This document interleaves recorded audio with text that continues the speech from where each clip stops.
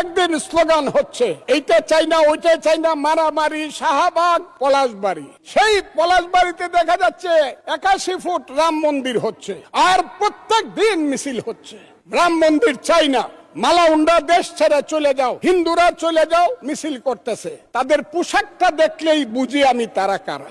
সেই পোশাকি লোকজনের সংখ্যা এখন বেড়ে গেছে, এমন বাড়ছে যে তারা পৃথিবীর কোন সভ্যতা, সংস্কৃতি, কোনো কিছু শুনতে চায় না, কোনো কথা শুনতে চায় না। ধর্মকে নিয়ে শুধু ব্যবসা করতে চায়, তারা হলো ধর্ম ব্যবসায়ী। সেই সব লোকজন আজকে ওখানে যাচ্ছে, মারামারি করছে। আমি সরকারকে বলবো, স্বরাষ্ট্রমন্ত্রী আছেন, যদি মনে করেন মন্দির ওখানে করা ঠিক না বা রাম মূর্তি করা ঠিক না, বন্ধ করে দেন একদম কঠিন ভাবে, যে না এই দেশে কোনো মন্দির টন্দির বা মূর্তি করা যাবে না। কিন্তু আমি মনে করি ওই 100 না 300 ফুট মূর্তি বানাক, আমি মুসলমান, আমার কি আইলো গেল, আমি তো ওটার দিকে তাকাই না। আমি প্রয়োজনে 25 তলা মসজিদ করব, অসুবিধা কি?